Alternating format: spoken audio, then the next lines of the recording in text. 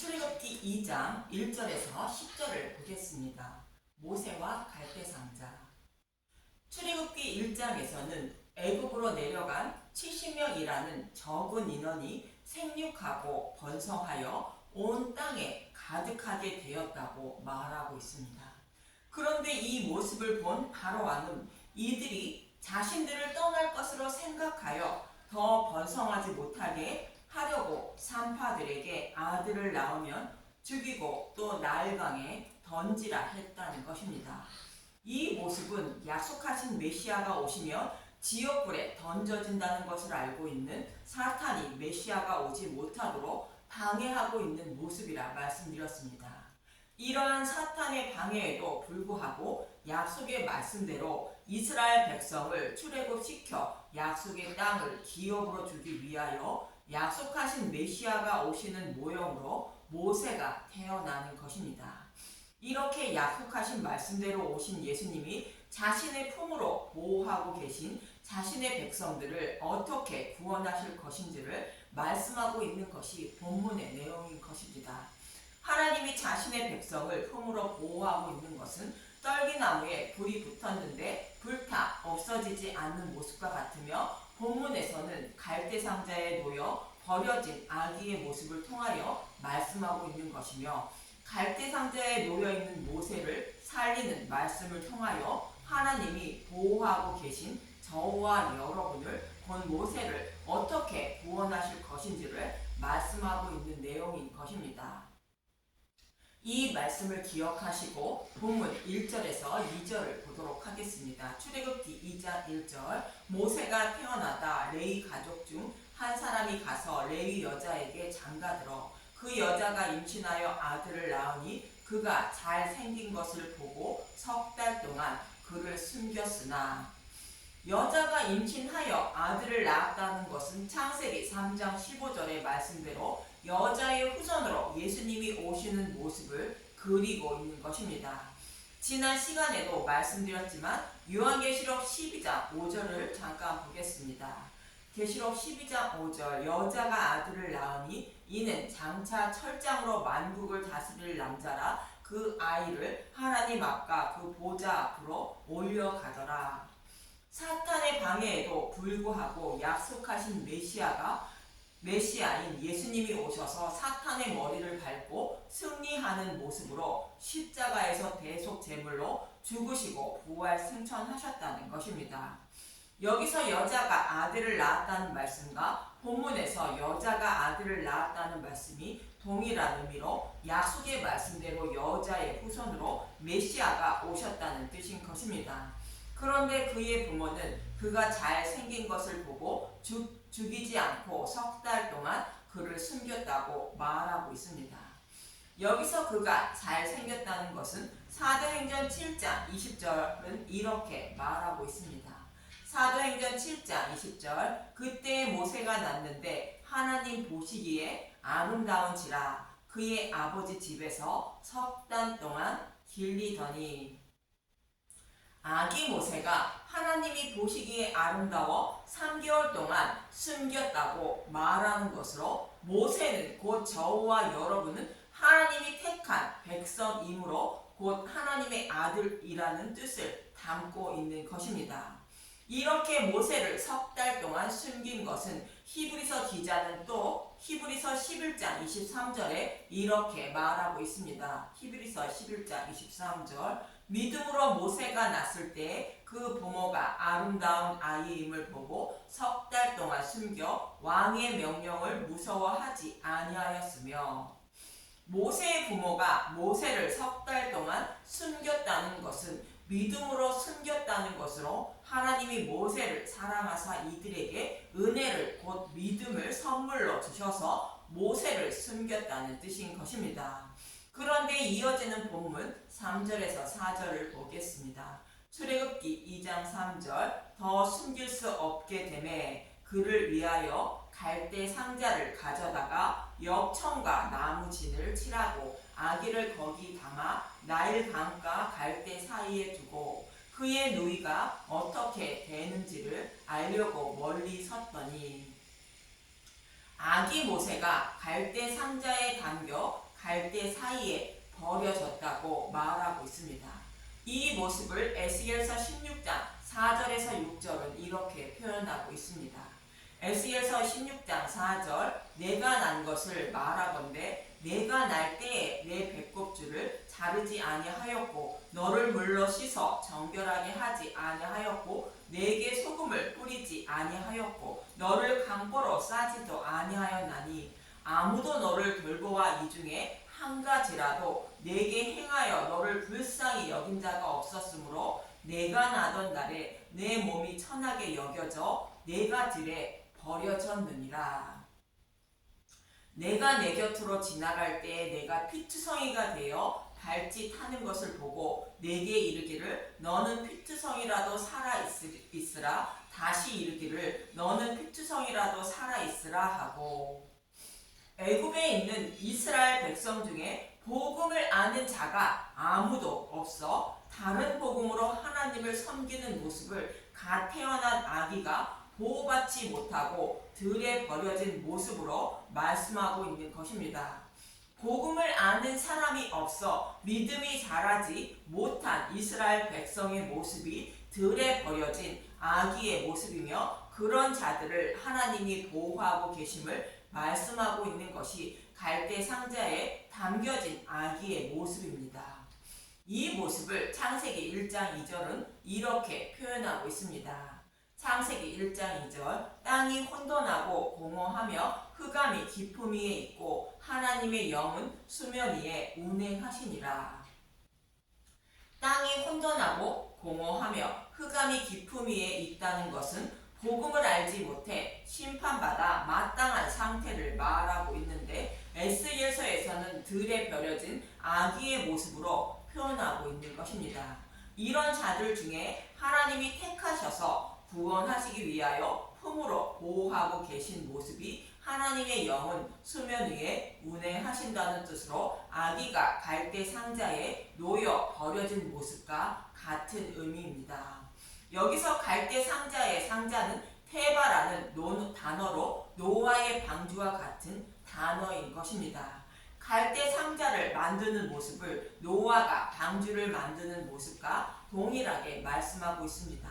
창세기 6장 14절 너는 고페르 나무로 너를 위하여 방주를 만들되 그 안에 칸들을 막고 역청을 그 안팎에 칠하라. 아기가 놓여있는 갈대 상자와 노아의 방주와 같은 의미로 말씀하고 있는 것입니다. 오늘 본문에서도 갈대 상자를 만들고 역청과 나무 진을 발랐다고 말씀하고 있는 것입니다.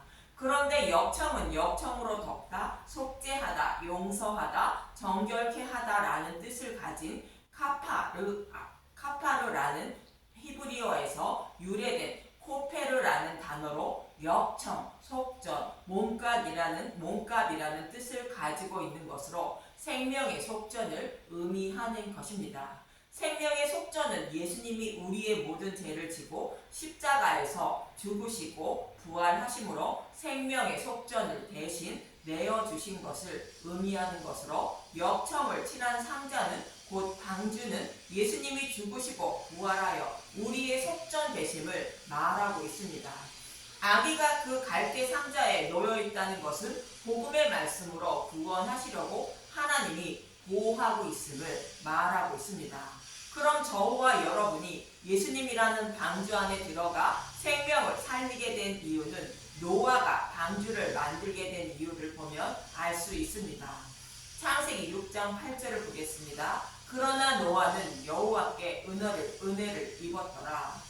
노아는 여호와께 믿음을 선물로 곧 은혜를 받아 방주를 만들고 방주 안에 거하는 자가 되어 생명을 살리게 된 것입니다. 저와 여러분도 여호와께 은혜를 입은 사람은 십자가의 은혜와 사랑을 알고 깨달아 노아처럼 믿음의 방주를 만들고 방주 안에 거하는 분들이 되어 생명을 살리게 되는 것입니다. 또 복음서에서는 풍랑을 만난 제자들에게 물 위를 걸어서 오시는 예수님의 모습을 통하여 갈대 상자에 버려진 아기를 보호하시며 구원해 주시는 모습을 말씀하고 있는 것입니다. 요한복음 6장 19절에서 21절을 잠깐 보겠습니다. 요한복음 6장 19절 제자들이 노를 저어 12월이쯤 가다가 예수께서 바다 위로 걸어 배에 가까이 오심을 보고 두려워하거늘 이르시되 내니 두려워하지 말라 하신대 이에 기뻐서 배로 영접하니 배는 곧 그들이 가려던 땅에 이르렀더라. 배를 타고 제자들이 가려는 목적지는 저와 여러분이 가려는 목적지인 하나님 나라를 상징하고 있습니다. 배는 갈대 상자와 그리고 동일한 노아의 방주와 동일한 의미로 하나님이 제자들을 보호하고 계시므로 풍랑이 배를 삼키지 못하고 있는 것입니다. 그들을 구원하시기 위하여 약속하신 메시아가 오셔서 복음으로 곧 생명의 떡으로 곧 오병이어로 구원해 주심으로 목적지에 곧 하나님 나라에 바로 도착할 수 있다는 뜻이 예수님이 물 위를 걸어 배에 오르시는 모습인 것입니다. 즉 생명의 떡이신 예수님이 복음을 전하여 듣고 먹게 하여 구원해 주시는 모습을 말씀하고 있는 것입니다. 여기서 물은 다른 복음을 말하고 있습니다. 배는 곧 방주는 예수님이 제자들을 보호하고 계심을 말하며 예수님은 진리의 말씀을 말하는 것이로 풍랑을 만나 천국에 이르지 못하는 자들을 예수님이 진리의 말씀으로 구원해 주시는 모습을 그리고 있는 것입니다. 예수님은 복음을 알고 깨달은 종들에게 복음을 전하여 듣게 하시고 깨달아 믿게 하여 구원해 주시는 것입니다. 그런 물에 빠져 곧 다른 복음에 빠져 죽을 수밖에 없는 갈대 상자에 있는 아기를 곧 저와 여러분을 어떻게 생명을 살리게 되는지 이어지는 본문을 보면 알 수 있습니다. 5절부터 9절을 보겠습니다. 출애굽기 2장 5절 바로의 딸이 목욕하러 나일강으로 내려오고 시녀들은 나일 강가를 거닐 때에 그가 길 갈대 사이의 상자를 보고 시녀를 보내어 가져다가 열고 그 아기를 보니 아기가 우는지라 그가 그를 불쌍히 여겨 이르되 이는 히브리 사람의 아기로다. 그의 누이가 바로의 딸에게 이르되 내가 가서 당신을 위하여 히브리 여인 중에서 유모를 불러다가 이 아기에게 젖을 먹이게 하리이까. 바로의 딸이 그에게 이르되 가라 하매 그 소녀가 가서 그 아기의 어머니를 불러오니 바로의 딸이 그에게 이르되 이 아기를 데려다가 나를 위하여 젖을 먹이라. 내가 그 싹을 주리라. 여인이 아기를 데려다가 젖을 먹이더니 바로의 딸이 갈대 상자에 있는 아기를 발견하고 그의 어머니 요게벳에게 젖을 먹이게 합니다. 여기서 바로의 딸과 모세의 어머니 요게벳은 두 어머니인 율법과 복음을 상징하고 있습니다. 이해를 돕기 위하여 갈라디아서 4장 1절에서 3절을 잠깐 보겠습니다. 갈라디아서 4장 1절 내가 또 말하노니 유업을 이을 자가 모든 것의 주인이나 어렸을 동안에는 종과 다름이 없어서 그 아버지가 정한 때까지 후견인과 청지기 아래에 있나니 이와 같이 우리도 어렸을 때에 이 세상의 초등학문 아래에 있어서 종노릇하였더니 여기서 어리다는 것은 복음을 알지 못하는 상태를 말하고 있습니다. 복음을 모르는 사람은 아들이지만 종노릇 한다는 것으로 믿음에 이르지 못한 상태라는 뜻인 것입니다. 이 아들을 구원하시기 위하여 복음을 받아들일 수 있는 기초 교육으로 율법으로부터 가르치게 된다는 것입니다. 더 쉽게 말하면 믿음에 이르지 못한 사람에게 복음을 전해도 복음을 깨닫지 못하여 다른 복음으로 하나님을 섬기게 된다는 뜻입니다. 곧 자신의 소견으로 하나님을 섬기게 됩니다.